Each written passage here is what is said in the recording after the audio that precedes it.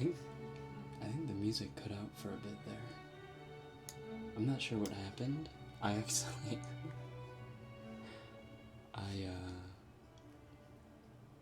I exited out of the stream on accident, so I don't know what happened exactly, but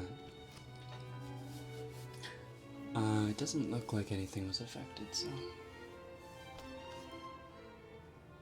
let's turn the music down a little bit.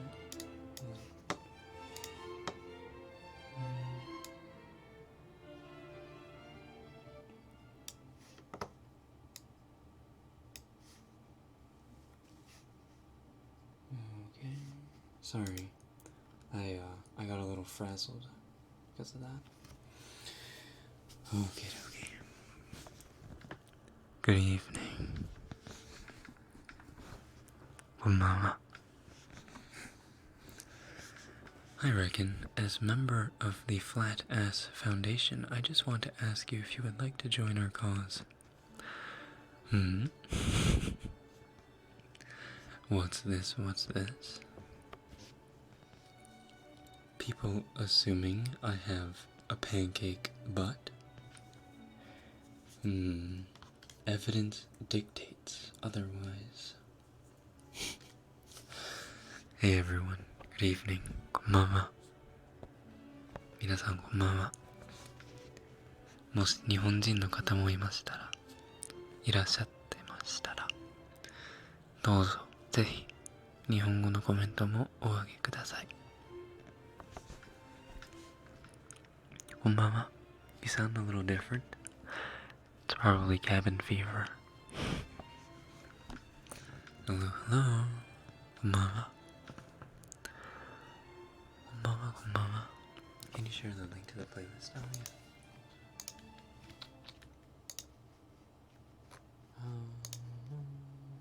It's not really a playlist. I just look up different music for every stream.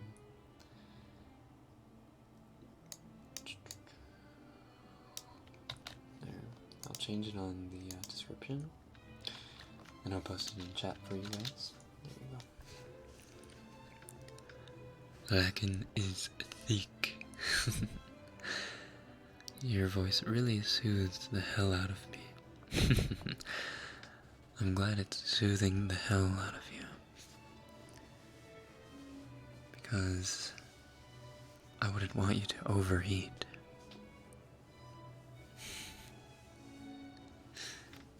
Hello everyone. I bet you can fix your hair into a small ponytail. Not anymore. I cut my hair like a month back, before quarantine started. And,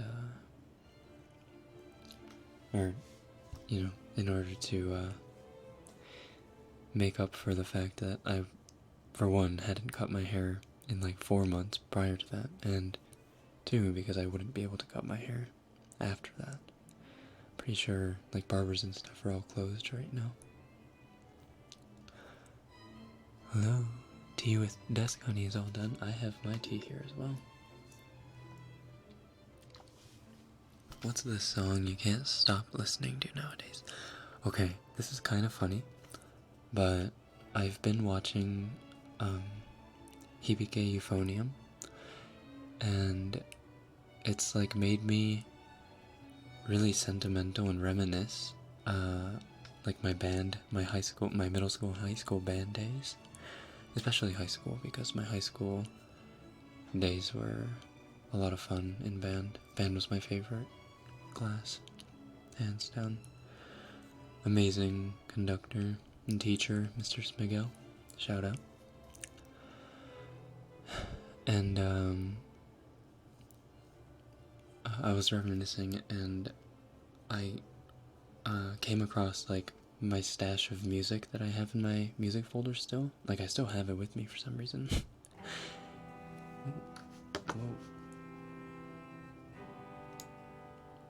And there's this song called Tempered Steel, and I've been like listening to that on YouTube recently, because it's just like, I don't know, brings out all the memories. 日本語 OK です。こんばんは、日本語大丈夫ですか？すいませんね。ちょっとコメント読むの遅くて。申し訳ございません。Do you have your sleep schedule normalized yet? Yes, I actually do. And it's actually bad for me. It's bad for me because I'm on a normal human's sleep schedule, right? I've been going to sleep around 11, 12, waking up at like 8 or 9 a.m. But because I'm doing that, all of my neighbors are, probably on the same sleep schedule. And they're all using the internet at the same time I am because everyone's home for, everyone's quarantined or self-isolating, whatever. And because of that, I'm not able to do anything. The internet's so damn slow. So I'm just gonna mess up my sleep schedule again. I'm just gonna mess it up again. 猫好き人間お久しぶりです。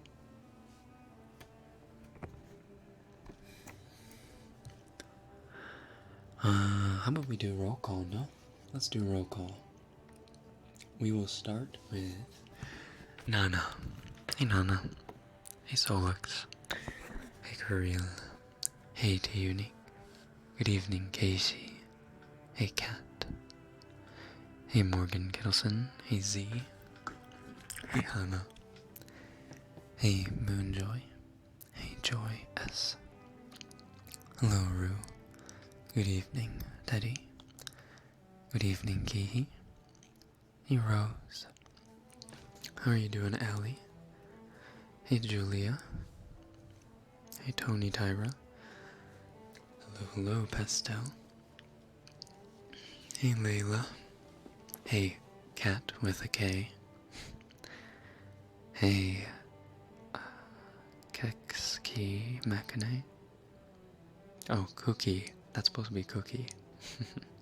Like Jungkookie. Hey Rose. Hey Perkins. Hey Teddy. Good evening, Atika. Hey Rookie.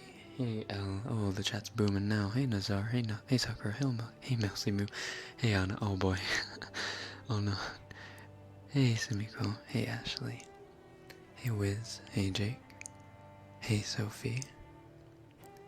Good evening, Ruthiana. Hey Kate. Hello, Carlina. Hey Clem. Hey Constantine. Oh no, I lost her. Hey Mimi. Hey Ray. Hey Akamine. Who needs a sleep schedule anyway? True. Hey Samantha. Hey Taliju. Zero. Rage. Doomlybot. Hello Jane. Hello Shengwo. Hey Casey. Hey Ava. Or Eva. I think it's Ava. Hey Jalen. Hey Tony.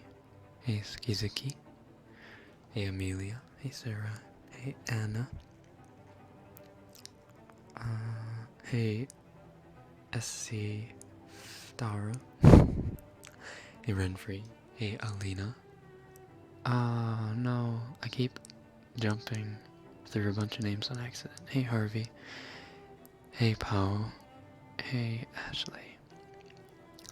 Hey Chaz. How you doing? Glad of you to stop by. Hey Lilan. Welcome back to the stream. Hey Galaxy. Hey Noah. Hey Catalina Rodriguez. I would love to keep watching, but I gotta visit my great-grandma. That's alright. It'll be archived, so just watch later. I'm gonna have to sneeze. Oh, excuse me.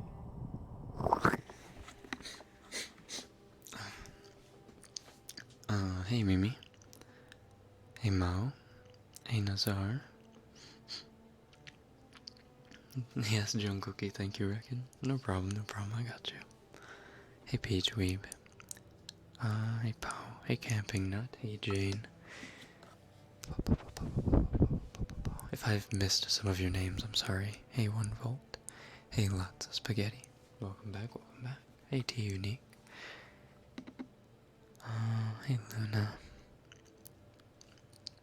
Hey, Rage. Hey, Sophie. I'm about to ruin my sleep schedule. Oh, that's alright. It's quarantine time. Speaking of which, it might not be quarantine time for me much longer because my cafe is opening back up and I guess they need me to work.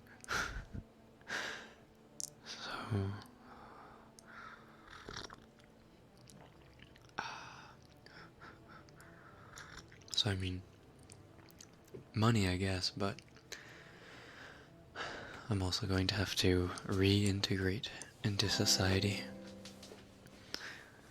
Oh, Perkins, smashing the love your way. Missed you and everyone else. It's been a crappy week. Suze Myers, please. Thank you so much. I'll be putting those towards groceries. Groceries that are not pudding, by the way. Bless you. Thank you. I didn't skip you. I said lots of spaghetti. I'm happy you're alive. I've been really unmotivated lately. I haven't been able to do anything. Like I just can't bring myself to record anything. And I do apologize for that. It's just like every time I think now's a great time to record, I just can't. I don't know what it is. So I'm sorry that all you get are these live streams right now. I'm trying to work myself out of whatever rut I'm going through. I think it might have to do with me not working, like not having a schedule, which is a really bad thing because I'm trying to move away from that. You're a barista? I am. What you sippin'? Mint tea. Peppermint tea, actually. I'm not sure I like this music. It's not quite relaxing.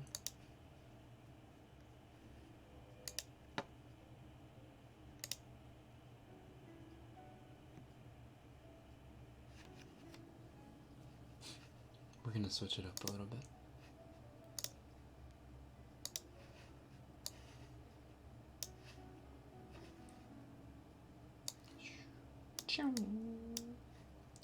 Hey, soft girl. Hey, soft girl. Ooh. いい声。本当に。どうも。どうもどうも。I know how you feel. I'm good. I'm glad I'm not alone. We're all getting lazier and lazier. Yeah. This quarantine is doing something to us. Do you play Monster Hunter? I have Monster Hunter. I don't play it. My friends do. A lot of my friends play Monster Hunter.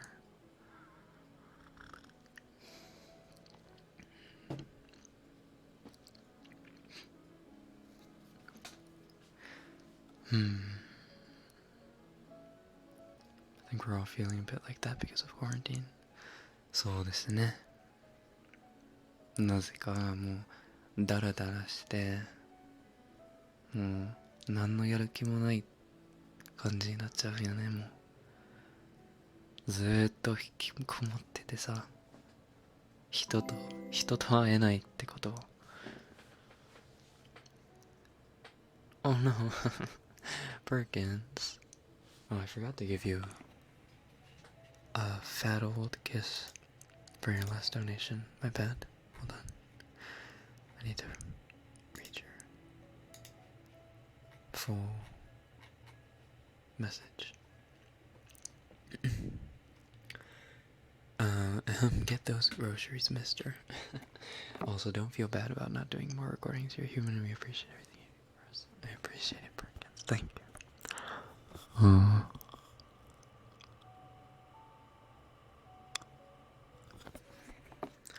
And the left side.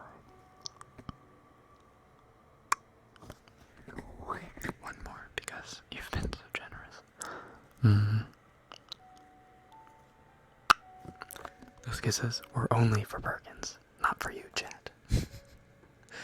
Pancake Day was on the 25th of February. Why are you still bringing them here? Love you. Har har. Solux has it out for me. Solux is jealous of my cake that I hold. Is that so? Nice, but sing happy birthday for Pastel and Constantine. Is it both of your birthdays? Alright. Everyone get your happy birthdays ready in the chat. Get your birthday cakes ready in the chat. We're all gonna sing happy birthday to Constantine and Pastel.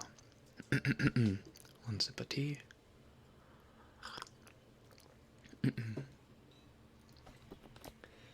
Happy birthday to you.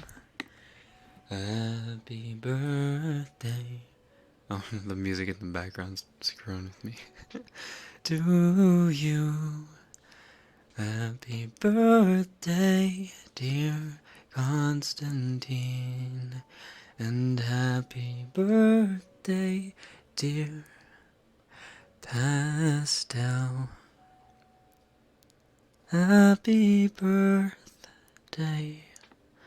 to you. Can you make the hottest kisses? What does that entail?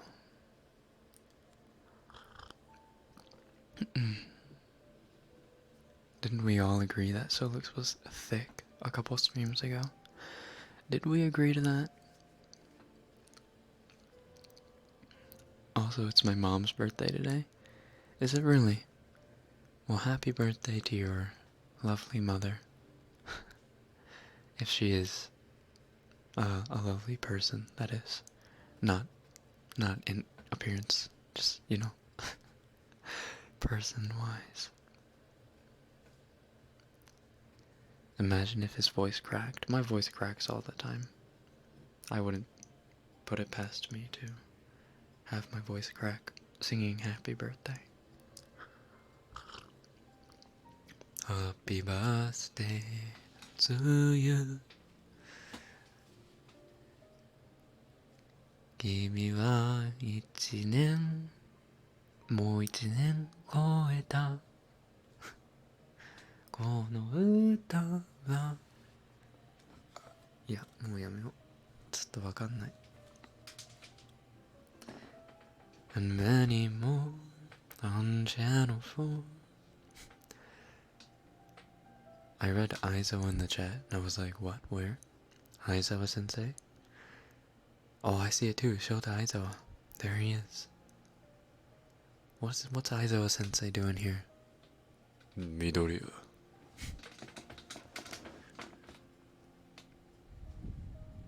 I tweeted you a pic I took after trimming my own hair earlier. The light in the window gave me literal alien eyes. Oh. Is that so? I think everyone's trimming their hair. Everyone's doing something with their hair right now. While they can. Experimenting, or out of necessity. Oh, Anna, get that bread and stay safe when you go back to work. Thank you so much. I'm going to assume we're going to be wearing masks and gloves. And it's not going to be very fun because I doubt people are going to come in. But we'll see. Thank you, Anna.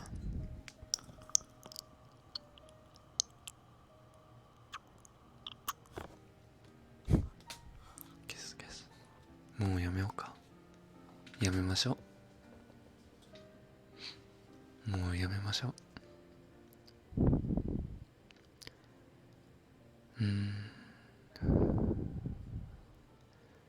Even Aizawa needs ASMR to take a break from Present Mike. That's true. Do you think Present Mike does ASMR though? Like, do you think he has the ability to quiet himself? Midoriya. That's the only thing I can like safely, like it's not even a good impression. That's just all he says in the show. He has no other lines.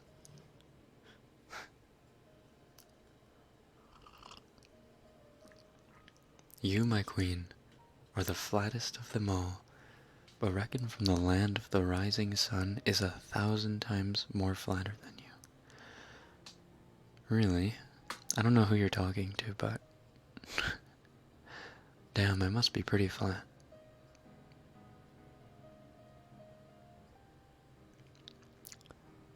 I saw at my local Pizza Hut that they had a protective screen around the counter. Yeah, they have that at the grocery stores and at convenience stores around here. What was that?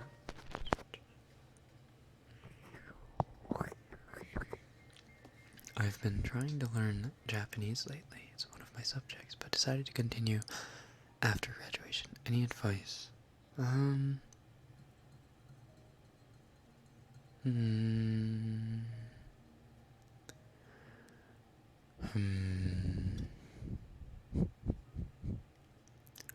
I don't have any particular advice, but there's a lot of good material on YouTube now for learning Japanese.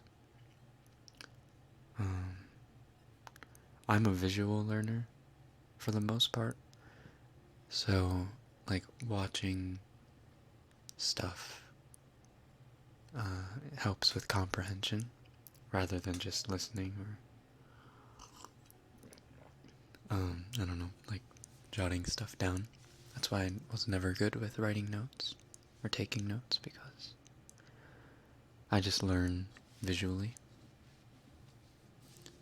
So if you're similar in that aspect, then using the internet to help you, like YouTube, using mnemonic devices to help memorize, certain words and sounds. Oh my god, I'm so late, Rekken. Sorry. You don't need to apologize. Welcome, welcome. Do you like horror stories? Kind of.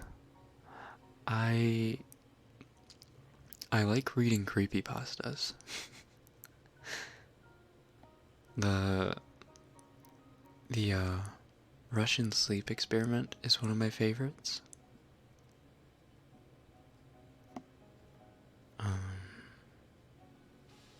But yeah, I don't really like horror movies. I don't like jump scares. I hate jump scares. Jump scares are the worst. But I do like suspense, and I do like being a little afraid. I guess. Hold on. I need to take my socks off because it is hot tonight. I don't know what the heck is the problem, but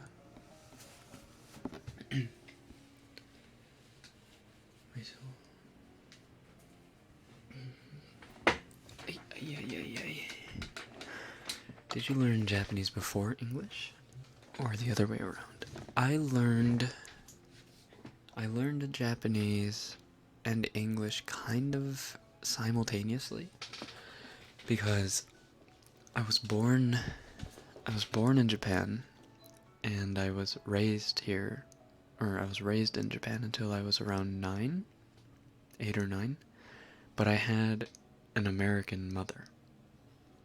So although she was also fluent in Japanese,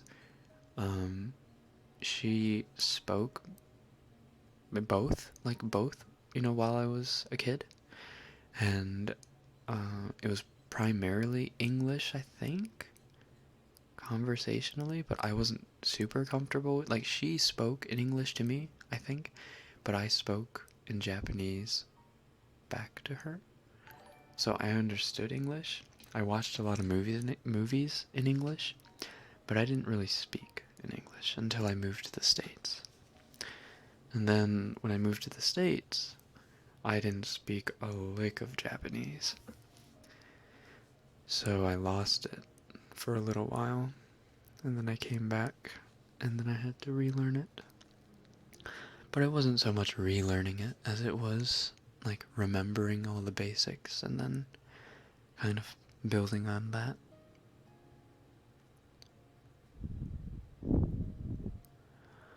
Wait, what? You take off? Only my socks. But what if I was only wearing socks?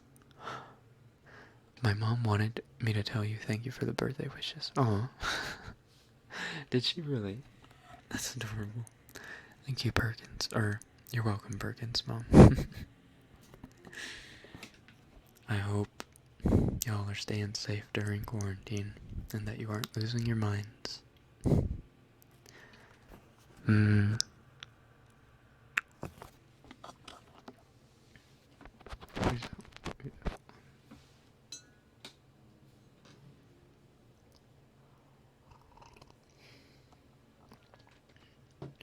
Well, you took your socks off? How daring of you. Being sockless is great. I agree. Being sockless is great 90% of the time, except during the winter, during the very, very cold days. In those days, you kind of have to sleep with your socks on, because if you have cold feet while you sleep, it's so hard to get any sleep. Because you just keep waking up to your feet basically freezing off. Breathe. Sorry.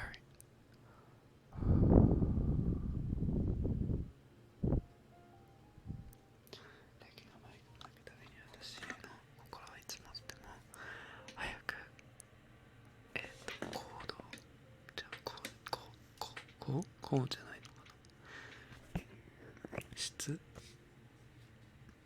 ちょっとその感じ読めねえよ。まあ、心臓がドキドキしてるってことだよね。そう。うんうん。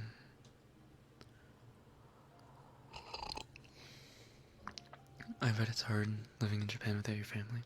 My family was here originally, and then they moved back to the States. Like, they came back to Japan for a little while I was here. And they moved back. So, I'm hoping to move back closer to them in the near future. Just because I still have two little sisters, and I want to be there to help them grow up. I got a Blue Yeti and tried practicing ASMR on someone I trust, and I know why you enjoy doing this now. Welcome. Welcome, welcome. Looks like Solix is going to join Rekken U Enterprises. Apologies. My tea handle hit your head. Leland, virtual kisses because you deserve them. Oh, virtual kisses back.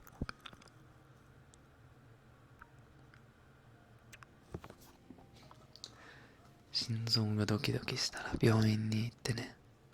え？ドキドキってそんな大したことじゃないんだけど。心臓が止まったら病院に行くことなんじゃない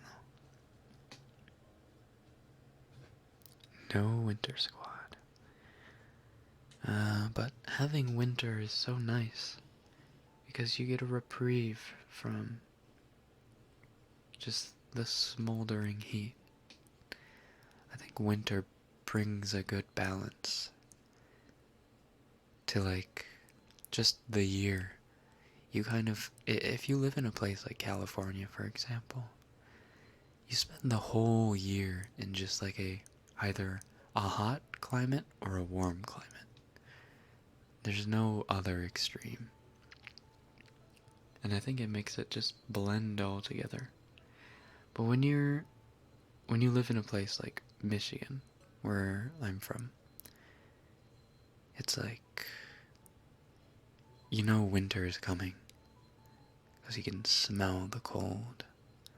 And you know when you can smell the cold, you can also smell the hot cocoa and the fireplace. And you can smell cookies. And then the snow comes, and you can bundle up and cuddle with loved ones. Read a book. Watch a movie. And you're not sweating your balls off. Sweating your butt off. In a, warm winter like California suffers. Or other southern states in the US. Obviously, this is just strictly speaking for the US, not speaking, like Southeast Asian countries or oceanic island countries like the Philippines.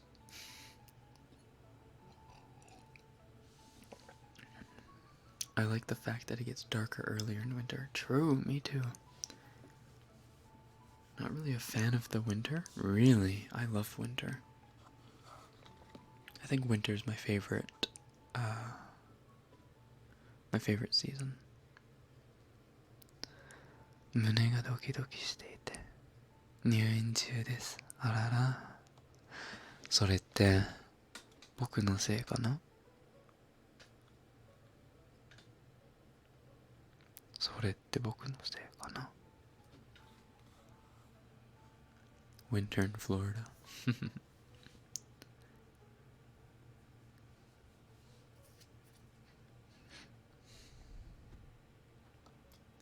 He slept. Or just cuddle your pillow if you're alone.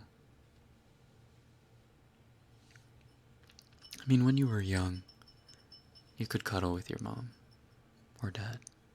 No big deal. This glass actually makes kind of a fun sound. Oh, why didn't I ever notice this?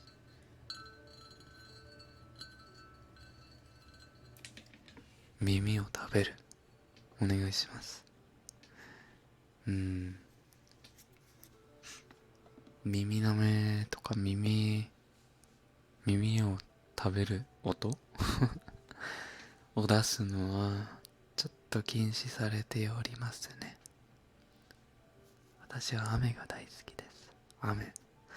僕も雨は好きなんですけど、特に好きなのは嵐。雷となんか風の音、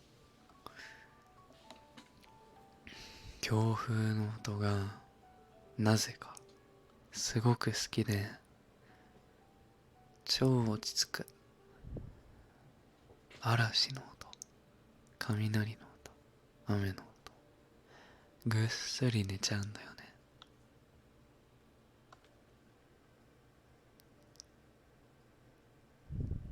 New ASMR trigger with that sound? Maybe.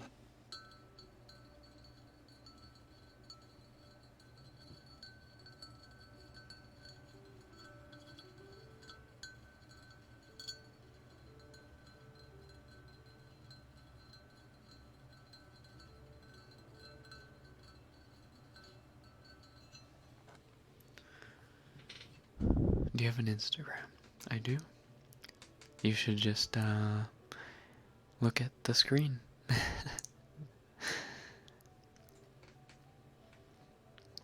Look at your screen, tell me if I have an Instagram or not.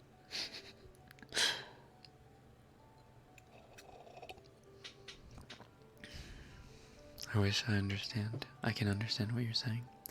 I was just saying that although I do love the rain, I particularly like when it thunders and when it's blowing wind really hard. Because for some reason, the sounds of like a storm really puts me to sleep.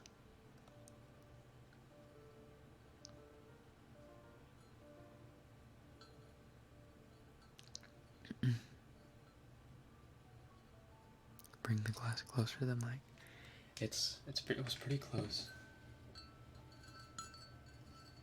This is about as close as I can get. It doesn't make a loud sound.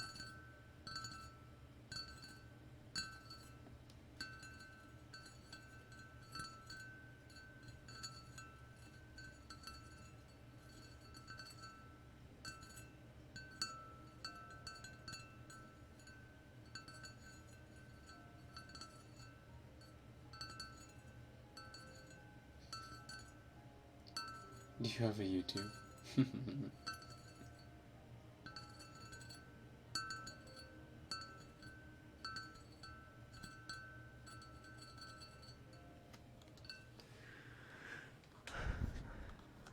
I'm afraid of thunder? Oh, there's nothing to be afraid of.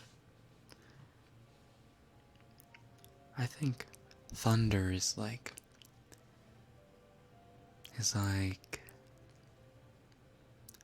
Earth's Earth's uncle. He comes in booming and he comes in looking all intimidating. But really he's a nice guy.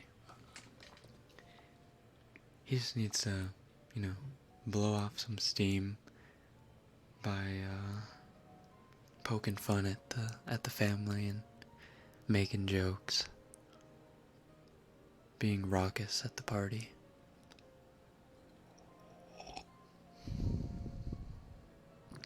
If I were there, I would eat that ice. Ice. I don't have ice.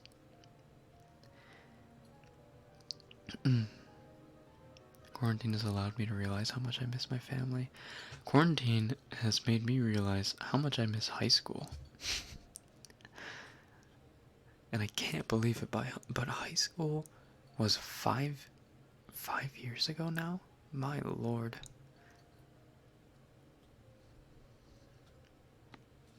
My lord.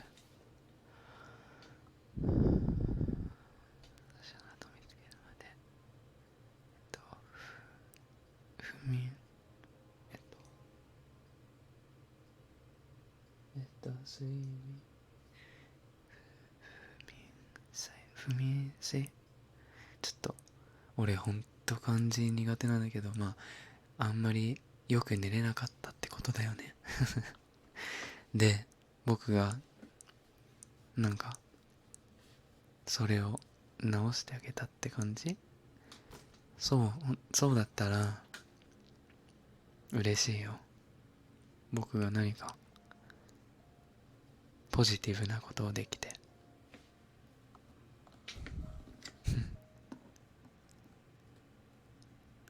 地球のおじだよね。確かに。We haven't read any stories yet. We've read no stories and I'm out of tea. How can I do this? I doubt high school was your peak. Why would you ever miss that, ho-home? It wasn't my peak, but... It wasn't my peak, but I really miss... band. And I miss, I kind of miss having a schedule that I had to follow. I don't know. And there was a lot of fun stuff that I did senior year. And I just miss all of that.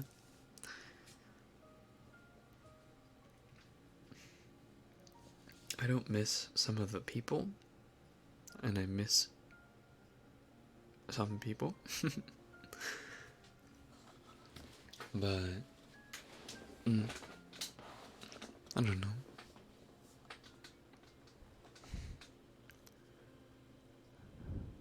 I'm in first year high school.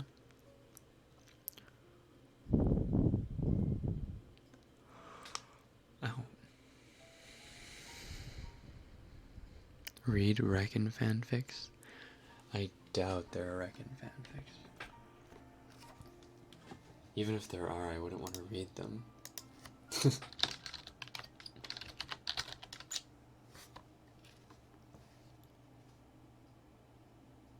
Oh my. Wait, there is one. There's a Rekken and You plus Seth on Wattpad.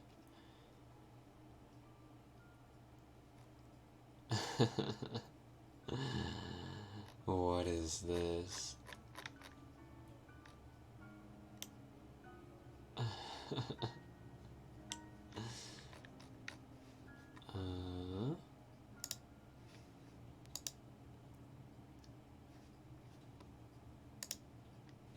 Did you mean Tekken fanfic? No, I did not mean Tekken fanfic. Ouch. Nope. Looks like there isn't really much. Speaking of stories, I never got the short stories ready.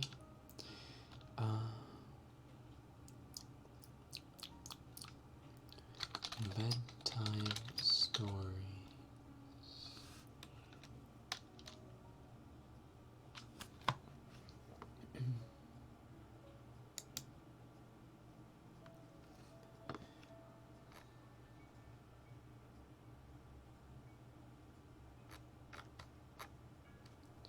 Alright.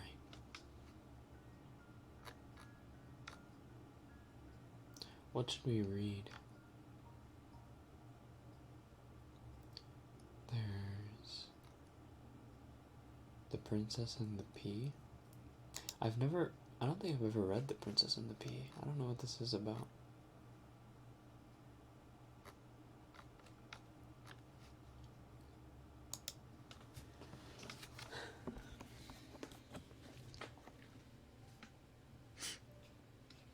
No, not fanfic. Not fanfic time.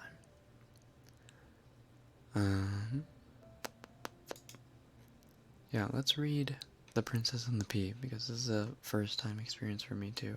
I know of the title of the book, but I've never actually read it. Okay,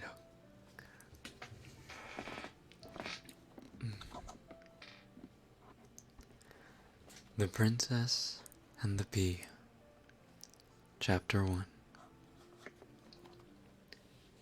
In a land far, far away, there was a glorious kingdom. In the kingdom stood a great castle,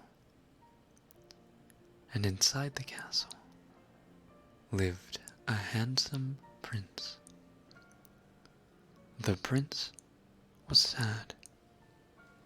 He longed for a true princess to share his castle and kingdom, but he could not find one. This was not because there was a lack of princesses. In fact, the kingdom was full of fair maidens, all claiming to be princesses.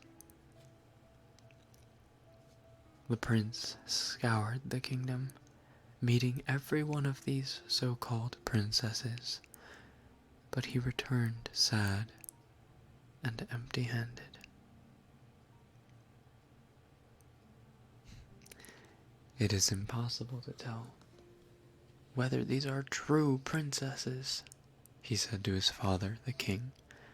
You must be patient, my son.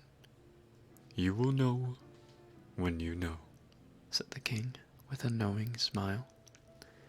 The prince smiled back, then went to his chamber. That evening, a huge storm came. Topical. Thunder clapped, lightning flashed, and the rain clattered down on the castle roof like the sound of 1,000 horses charging into battle. Isn't that weird? We were just talking about this. Okay, anyway. Suddenly came a loud knock at the door. The king put on his robe and opened the door to find a cold, soggy young lady standing in front of him. I am a true princess, she said. Please, can I have some dry clothes and a bed for the night? The king let her in. "She says she is a true princess," said the king to the old queen mother. The queen mother didn't say a word. Instead, she thought to herself, "We'll soon see about that." She then handed the princess a nightgown and said, "Put this on while I prepare your chamber." The queen mother began preparing the chamber, but in a very peculiar way. First, she took the covers, sheets, and mattress off the bed. Then, she placed a single garden pea on the bedstead. And then she laid 20 mattresses on top of the pea, taking care to separate each layer with a soft eider-down quilt. After this, she replaced the bedclothes on the top mattress and said to the princess, "Your chamber is ready." The bed was now so high off the ground that the princess needed to climb a ladder to get into the bed. The princess climbed the ladder, got under the covers, extremely thankful for having been taken in for the night. At breakfast the next morning, the queen mother turned to the princess and asked, "My dear princess, how did you sleep?" "Not at all well," said the princess. "I mean to say, I am extremely grateful for your kindness in putting me up for the night, but there seemed to be something ever so hard and uncomfortable under my mattress. I didn't sleep a wink." My, replied the queen mother. "Is that so?" The queen mother turned to the prince and said, "I believe we have found your true princess, for none but a true princess possesses such a delicate sense to feel a single pea through 20 mattresses and 20 of my finest quilts. You must wed immediately." The prince was overjoyed. He turned to the princess and said, "Dear princess, would you do me the great honor of becoming my wife?" She blushed, then taking a moment to finish a mouthful of cereal, said, "On one condition."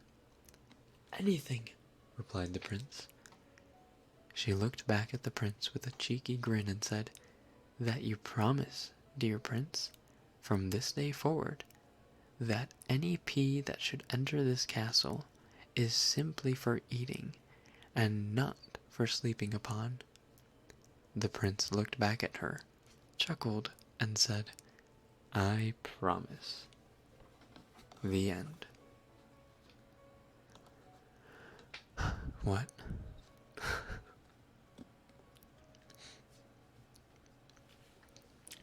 I'm sorry, what?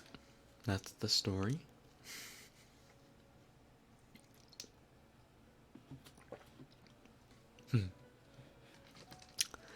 Alrighty.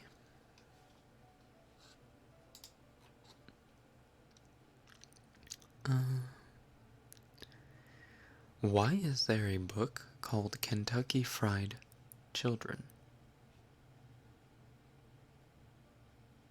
Hmm? Am I reading that right? Wait, am I having...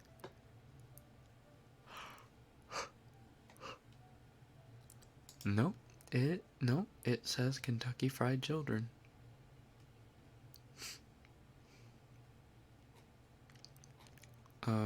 I kind of want to read this. Oh wait, what? What is this?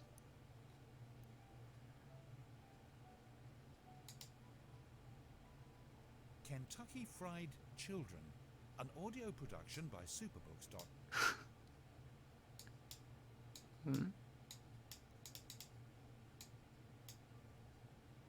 Kentucky Fried Children, an audio production by Superbooks.com, written by Simon Hood, narrated by Philip Herdwood.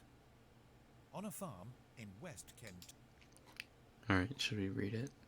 I kind of want to know what this, kind I kind of want to know what this story's about.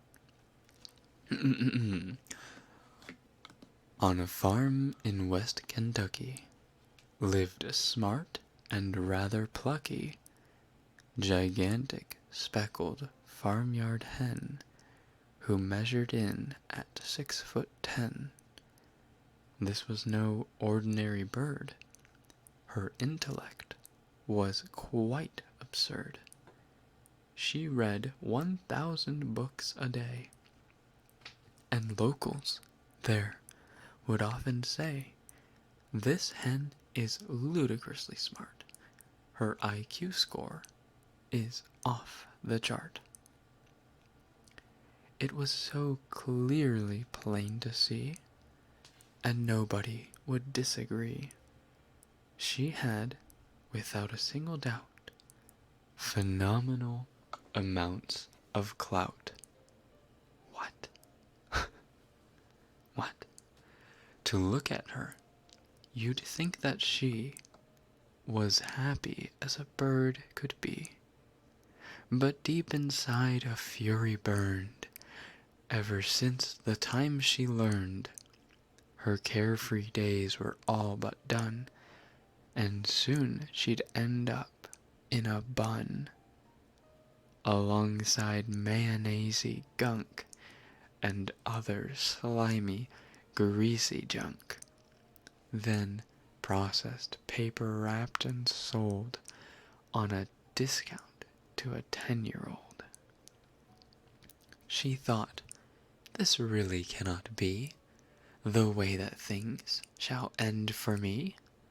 It drives me absolutely wild to think I'd end up in a child, and selling me for 50 cents, quite frankly, makes me take offense.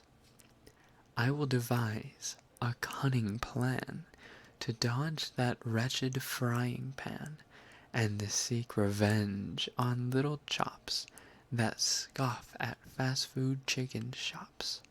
Those nasty girls and boys that munch upon my tender meat for lunch."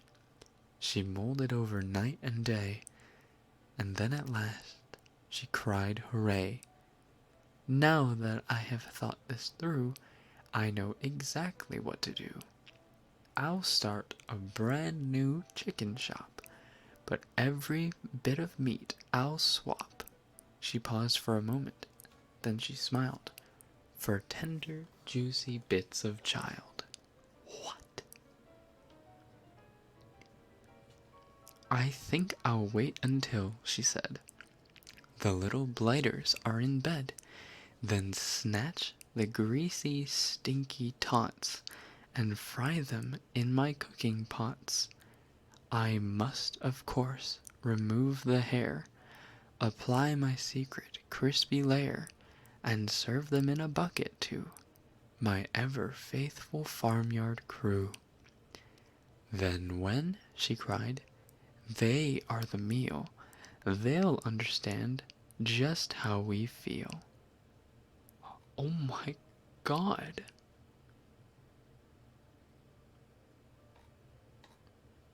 What?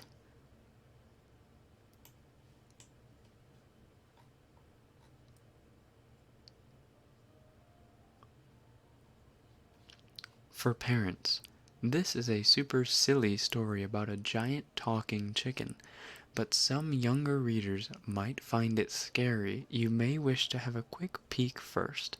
What the hell? Dude, okay. This was obviously written by like an avid vegan. There's no way. This is effed up. What? And there's drawings. There are drawings that accompany it. This is so messed up. What the heck?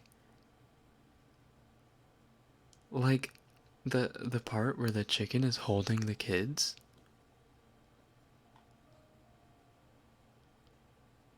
What?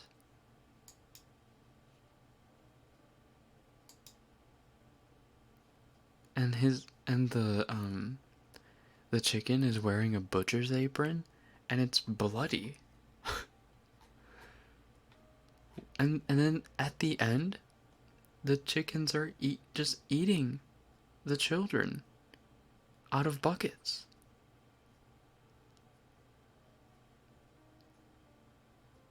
What the heck?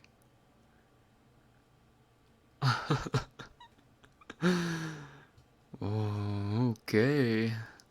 Huh. I need some bleach for my brain. My lord.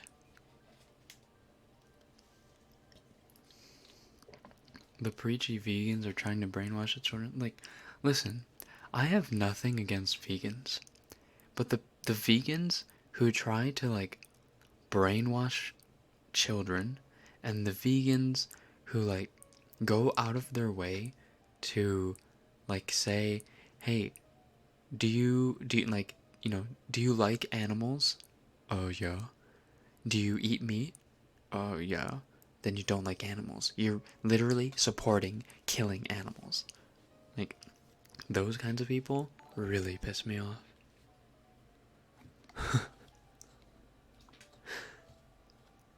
Like, I'm sorry. If you're one of those people, it's not the way to go about it.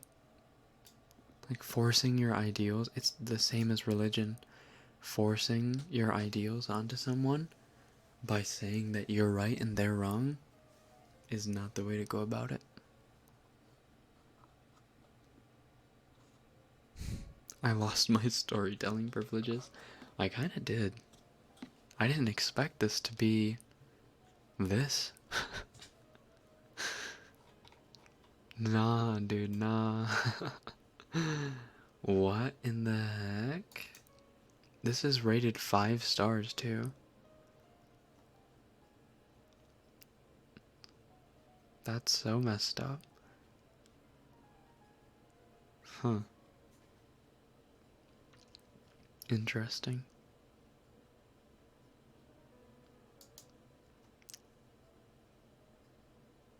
How long does Cinderella take to read? 15 minutes. Oh, we're already an hour in. Do we read Cinderella? It takes about 15 minutes.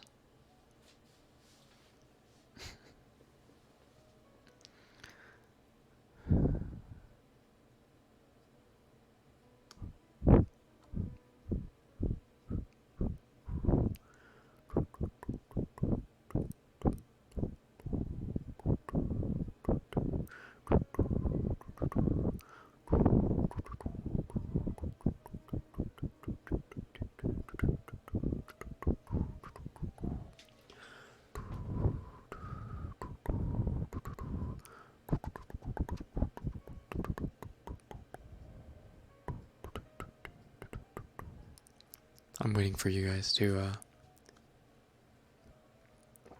decide if we should read Cinderella or not. From now on, storytelling shall be Peppa Pig time. You mean Fat Shamer Peppa? Another thrill story. Thumbelina?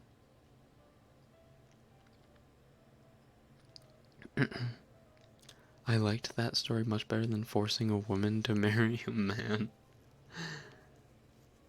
I'm not sure it was forced because the guy asked would she do the honor to marry him, and she's the one that set the condition. So it wasn't really a forced marriage. Read Goose Girl.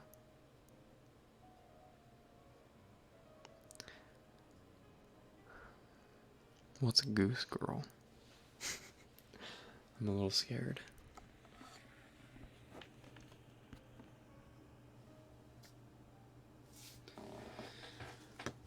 I'm gonna send you virtual hugs. I can do some virtual hugs. Hold on.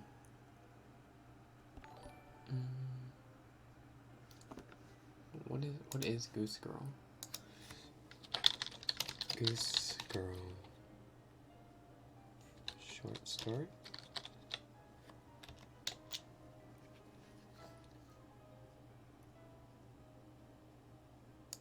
Oh, it's a Brothers Grimm. Oh, it's very short.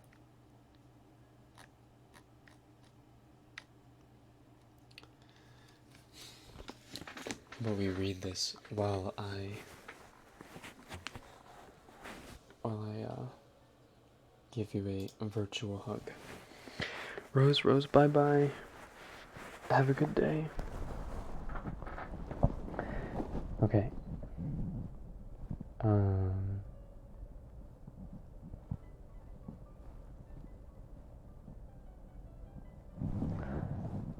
A princess was on her way to marry a prince who lived far away. Keep this handkerchief with you. It will protect you against all evil, said her mother, bidding her goodbye. The princess was accompanied by her maid-in-waiting. Unknown to all, the maid was a wicked witch. They both rode on horses, but the princess's horse was special. He was a speaking horse called Falada. A while later, the princess requested, "I am thirsty. Can you bring me water?" The maid refused, and alas, when the princess bent to drink water, the handkerchief fell in and was swept away. "Aha! Now your powers have gone," exulted the maid. She made the princess wear shabby clothes and give up Falada. She then disguised herself as the princess and entered the prince's kingdom. She married the prince and sent the real princess to work with the goose boy. Behead Falada, ordered the new bride so that nobody would come to know the truth. But at the real princess's request, the head of the horse was nailed at the gateway so that she could see it whenever she took the geese out. Every day the horse would relate the princess's story. The goose boy... Huh? Wait, what's going on here? Hold on. I think I lost track of the story, because... What? Okay, sorry. I'm gonna reread this whole section. She married the prince and sent the real princess to work with the goose boy. Behead Falada, ordered the new bride, so that nobody would come to know the truth. Oh, Falada's the horse, right? But at the real princess's request, the head of the horse was nailed at the gateway, so that she could see it whenever she took the geese out. Every day, the horse would relate the princess's story. The goose boy heard the horse and informed the king. One day, the king heard the horse and came to know about the reality. A false bride was sentenced to death while the real princess was married to the prince, and then something about... I think the story is, like, shortened or something. I'm not quite sure why it reads like that.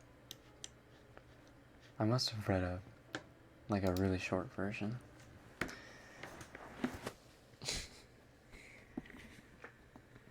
I thought it was gonna be some weird story.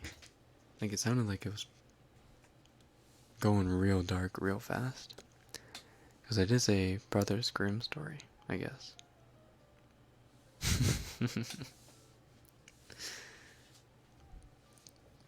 Oh, Mikumo-san.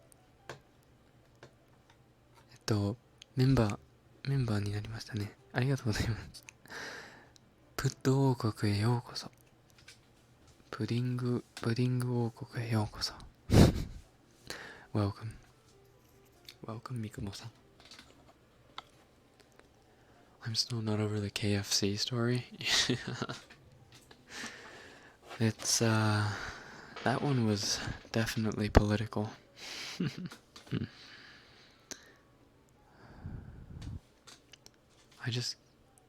I just came hella confused. Walking a goose? Yeah, I don't really know what that story was all about. read the Rekken fanfics. There was only one, and it was one. It's there's a reason I didn't read it. Not for like reasons you guys might think. Like there's a particular reason I didn't read it. If there if surface a fanfic in the future, I will read it. 行かなければならないレッケンさん、また会いましょう。はい、リンさん。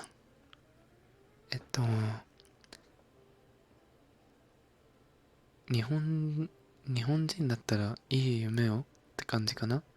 でも、もし海外でしたら、良い一日をお過ごしください。バイバイ。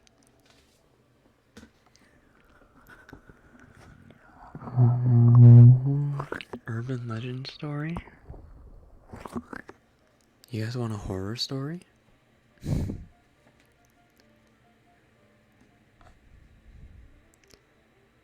What if I read the Russian sleep experiment? Would that scare everyone?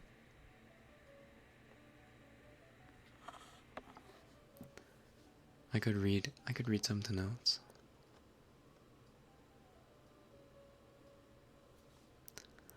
I'll leave it up to everyone in chat to vote. Horror story or no? Just type no or horror. Type horror if you want a horror story. Type no if you don't fuck with that. I mean, mess with that.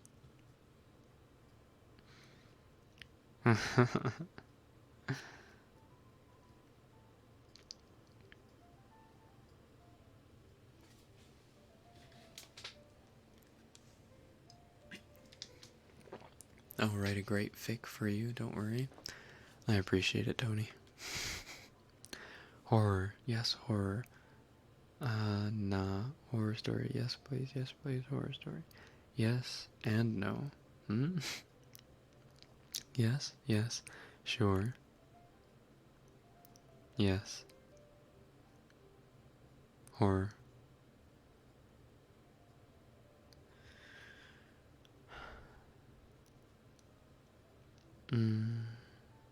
Horror. I see a lot more horror. Oh boy. Okay. For those of you who don't know about the Russian sleep experiment,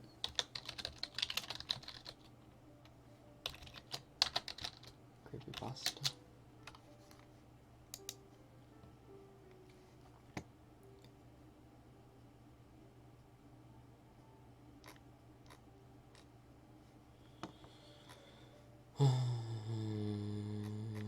Estimated read time 8 minutes. Oh man, it's pretty long. Alright. We got this. I have to read at kind of a faster pace, I think, because there's so much. Okay. Why horror? Because chat has decided we're going to... It's like... It's less horror, more psychological. I mean, it's still kind of horror. Yeah, don't stay if you're easily scared and if you're about to go to bed. Sorry to the people who are watching this on archive. If this is your warning, you might want to get out while you can, because this is a very spooky story. Takes about 8 to 10 minutes to read, I think, so if you want to come back for the last few minutes after I finish, you're more than welcome to. I've officially graduated high school. Good job, Jordan. Congrats. Okay. The Russian sleep experiment. Russian researchers in the late 1940s kept 5 people awake for 15 days using an experimental gas-based stimulant. They were kept in a sealed environment to carefully monitor their oxygen intake so the gas didn't kill them, since it was toxic in high concentrations. This was before closed-circuit cameras, so they had only microphones and 5-inch thick glass porthole-sized windows into the chamber to monitor them. The chamber was stocked with books, cots to sleep on, but no bedding, running water and toilet, and enough dried food to last all 5 for over a month. The test subjects were political prisoners deemed enemies of the state during World War II. Everything was fine for the first 5 days. The subjects hardly complained, having been promised falsely that they would be freed if they submitted to the test and did not sleep for 30 days. Their conversations and activities were monitored, and it was noted that they continued to talk about increasingly traumatic incidents in their past, and the general tone of their conversations took on a darker aspect after the 4-day mark. After 5 days, they started to complain about the circumstances and events that led them to where they were and started to demonstrate severe paranoia. They stopped talking to each other and began alternately whispering to the microphones and one-way mirrored portholes. Hold on, I'm going to turn the happy go-getter music off. And I'm going to read your donations at the end if you're donating right now. Oddly, they all seemed to think they could win the trust of the experimenters by turning over their comrades, the other subjects in captivity with them. At first, the researchers suspected this was an effect of the gas itself. After 9 days, the first of them started screaming. He ran the length of the chamber, repeatedly yelling at the top of his lungs for 3 hours straight. He continued attempting to scream, but was only able to produce occasional squeaks. The researchers postulated that he had physically torn his vocal cords. The most surprising thing about this behavior is how the other captives reacted to it, or rather didn't react to it. They continued whispering to the microphones until the second of the captives started to scream. The 2 non-screaming captives took the books apart, smeared page after page with their own feces, and pasted them calmly over the glass portholes. The screaming promptly stopped. So did the whispering to the microphones. After 3 more days passed, the researchers checked the microphones hourly to make sure they were working, since they thought it impossible that no sound could be coming with 5 people inside. The oxygen consumption in the chamber indicated that all 5 must still be alive. In fact, it was the amount of oxygen 5 people would consume at a very heavy level of strenuous exercise. On the morning of the 14th day, the researchers did something they said they would not do to get a reaction from the captives. They used the intercom inside the chamber, hoping to provoke any response from the captives they were afraid were either dead or vegetables. They announced, "We are opening the chamber to test the microphones. Step away from the door and lie flat on the floor, or you will be shot. Compliance will earn one of you your immediate freedom." To their surprise, they heard a single phrase in a calm voice response. "We no longer want to be freed." Debate broke out among the researchers and the military forces funding the research. Unable to provoke any more response using the intercom, it was finally decided to open the chamber at midnight on the 15th day. The chamber was flushed of the stimulant gas, and filled with fresh air, and immediately voices from the microphones began to object. 3 different voices began begging, as if pleading for the life of loved ones, to turn the gas back on. The chamber was opened, and soldiers sent in to retrieve the test subjects. They began to scream louder than ever, and so did the soldiers, when they saw what was inside. 4 of the 5 subjects were still alive, although no one could rightly call the state that any of them were in life. The food rations past day 5 had not been so much as touched. There were chunks of meat from the dead test subject's thighs and chest stuffed into the drain in the center of the chamber, blocking the drain and allowing 4 inches of water to accumulate on the floor. Precisely how much of the water on the floor was actually blood was never determined. All 4 surviving test subjects also had large portions of muscle and skin torn away from their bodies. The destruction of flesh and exposed bone on their fingertips indicated that the wounds were inflicted by hand, not with teeth, as the researchers initially thought. Closer examination of the position and angles of the wounds indicated that most, if not all of them, were self-inflicted.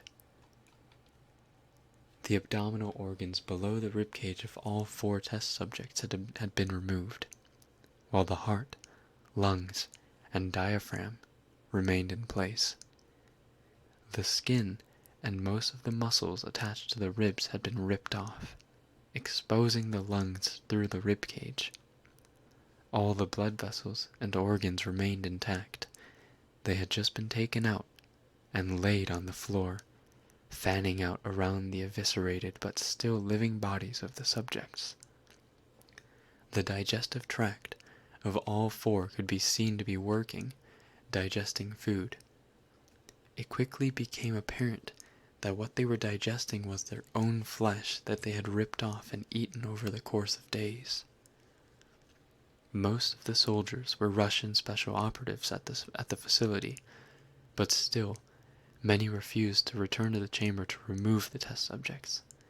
They continued to scream to be left in the chamber, and alternately begged and demanded that the gas be turned back on, lest they fall asleep.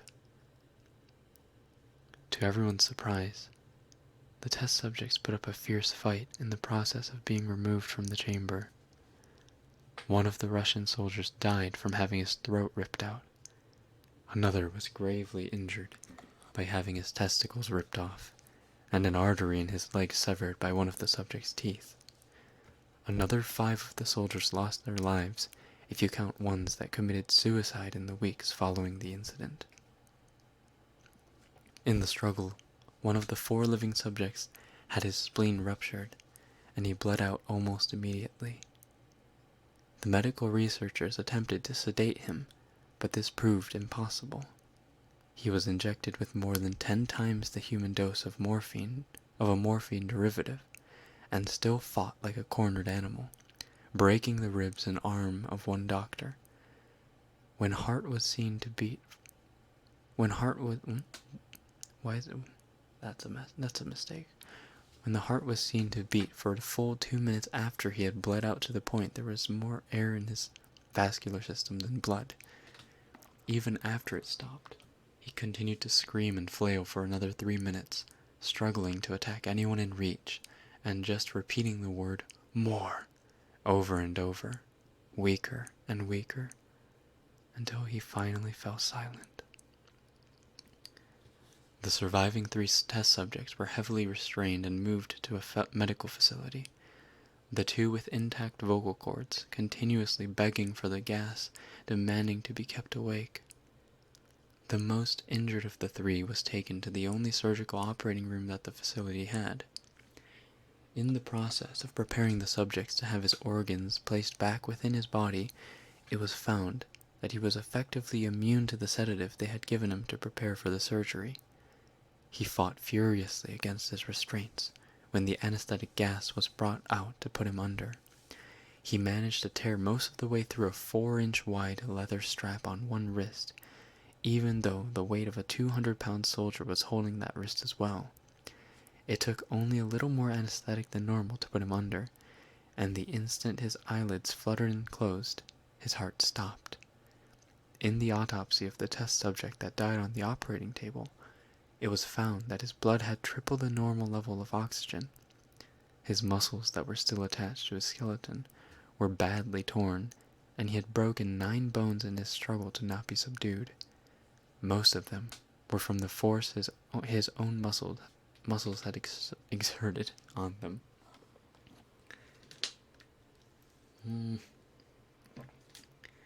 The second survivor had been the first of the group of 5 to start screaming.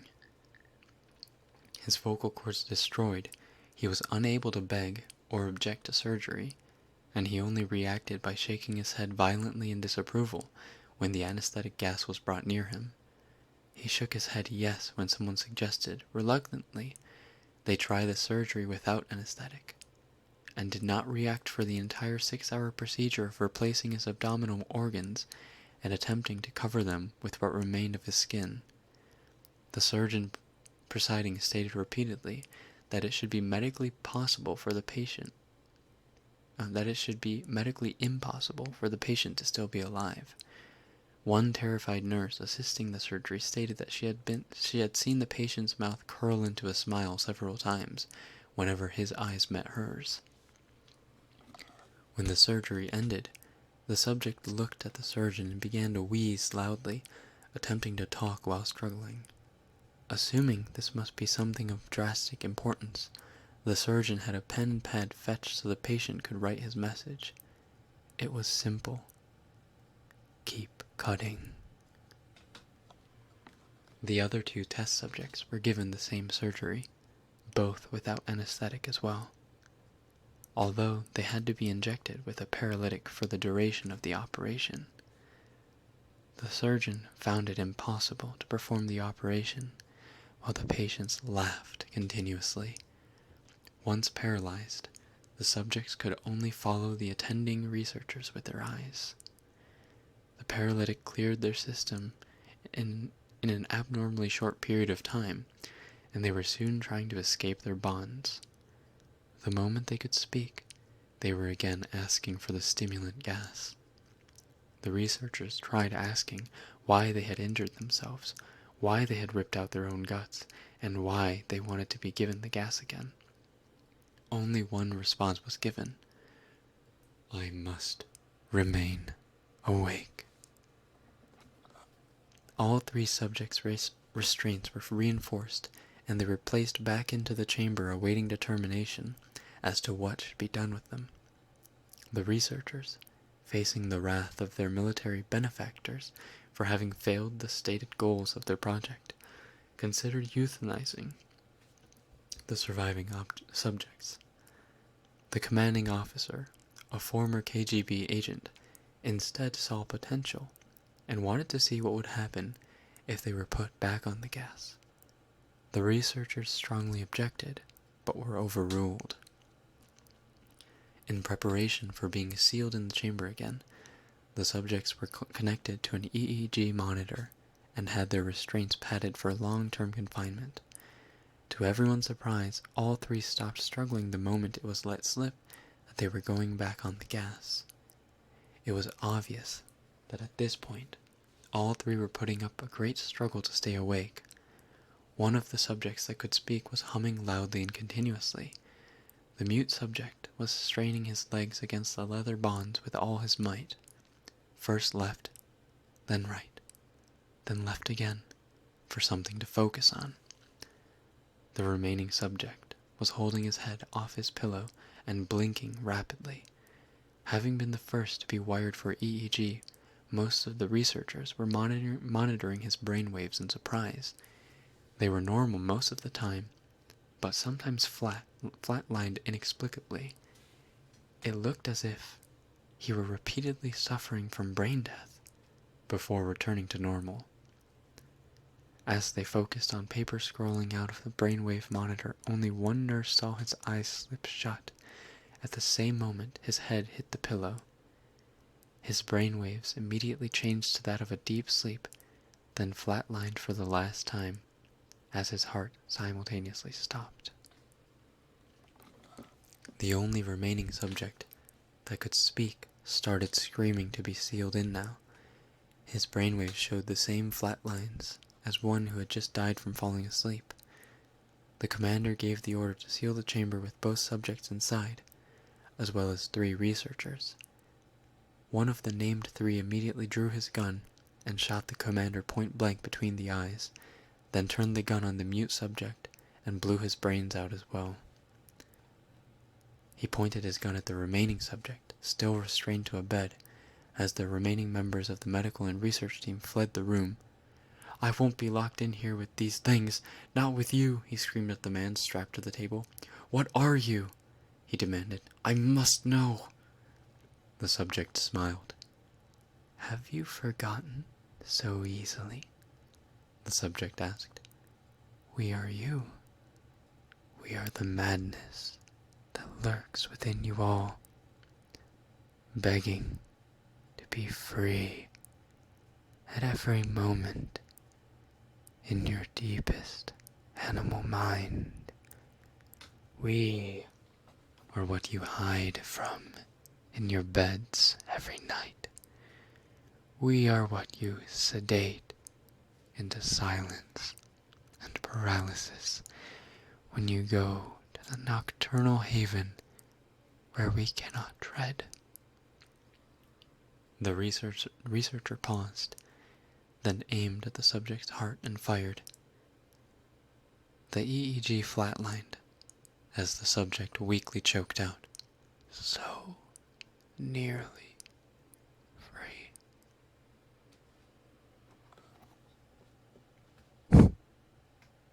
And we're done. That was really long. And now my throat hurts a little bit.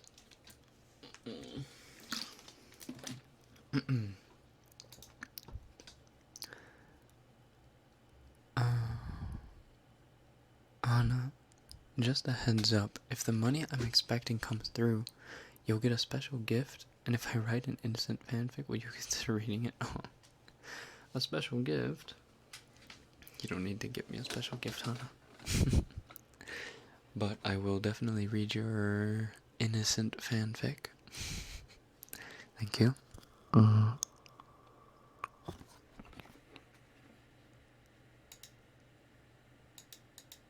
Let's turn the nice music back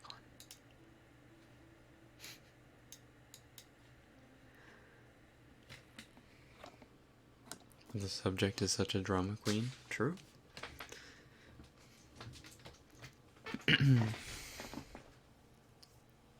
A wholesome story. It definitely was.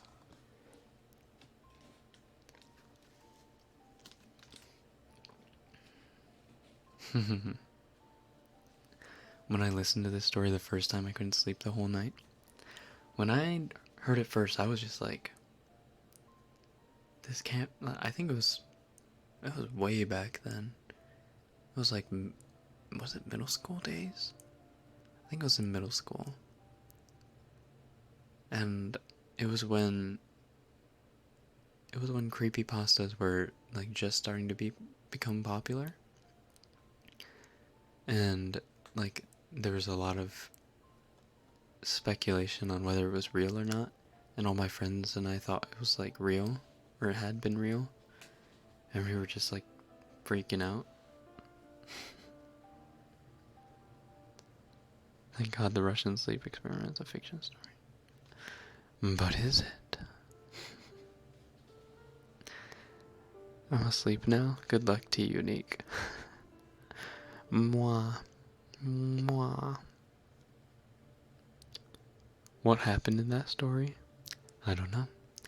It's for you to think. Or it's for you to imagine what happened during those days without sleep. Nice and calm and relaxing story. I'll read this to my kids one day. Say it's SpongeBob.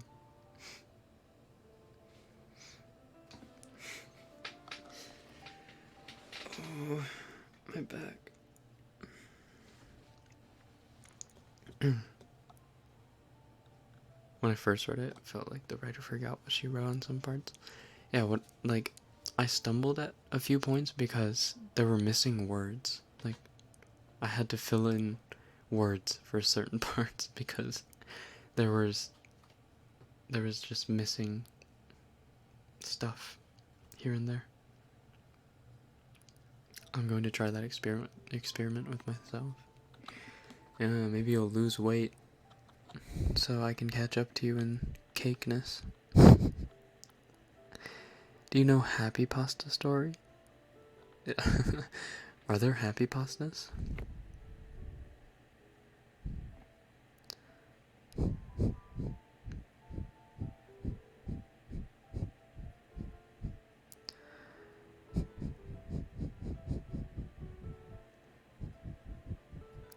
I don't know what it is, but when I do that, I can feel it pretty well too. Like, I feel the nose sniffing better than I can feel the mouth breathing. Where are the tingles? I'm trying to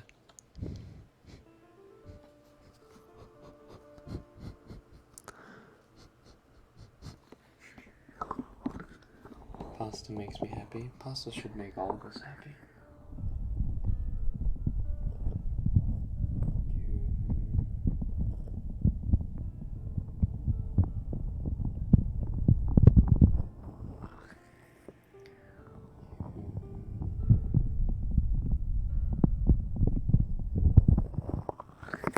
Didn't need to hit me with the weight thing. No, it's because you claim to be thicker than me, no? So maybe you can lose some weight, and I can be thicker than you.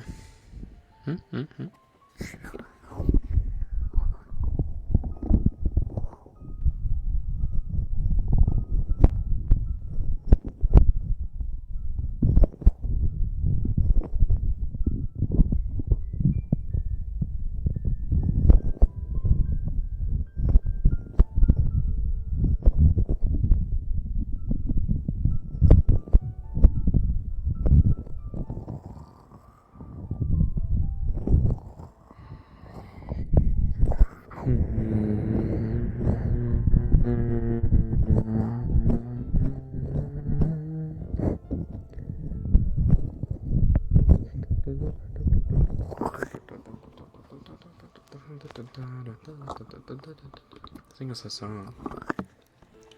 My throat's all dry now. I'm not sure if I can sing very well. I have to recover.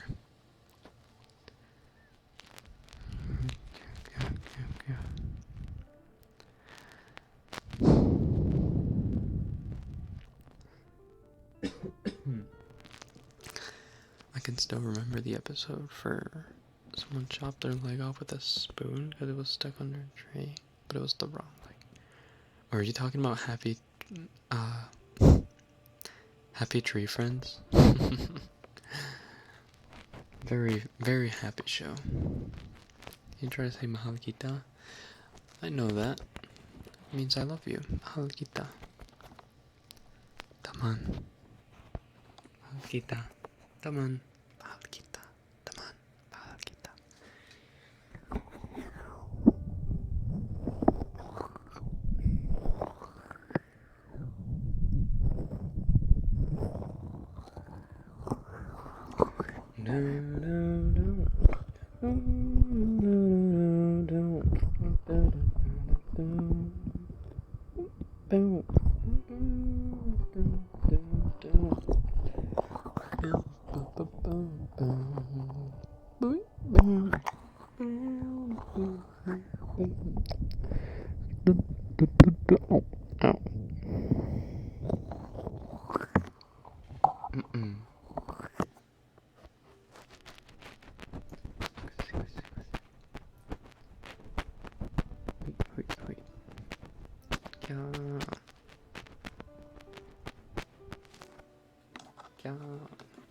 are we saying Kia?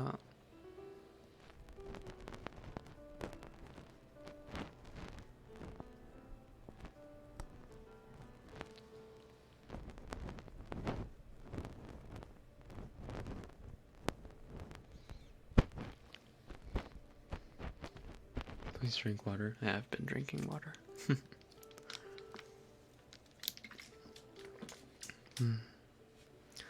Okay, we're a little bit past our usual time.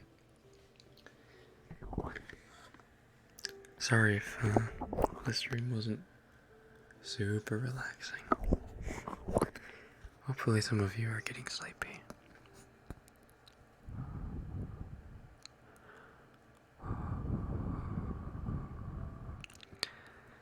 Let's how about we close this out with some positive energy? Some affirmations. Everything is going to be okay. You're gonna be okay. Everything is going to work out. You're gonna be fine. It might take a little time, but you'll be alright. In the end, everything is going to be just fine. You're gonna be okay. It's gonna work out. Maybe not exactly in the way you think, but it'll work out. Everything's going to be A-okay. You are amazing. You are daring. You are bold. You are creative. You are imaginative. You are beautiful. You are smart and intelligent.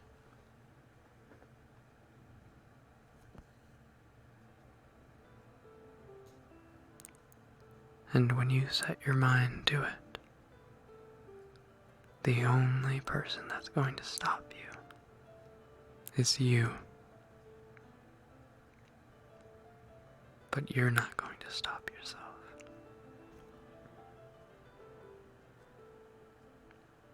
Because you're going to push yourself.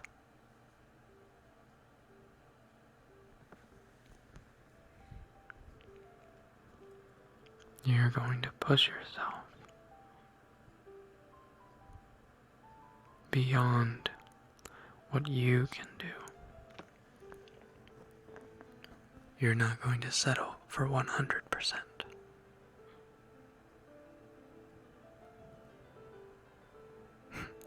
You're going to go beyond plus ultra. Good night, everyone.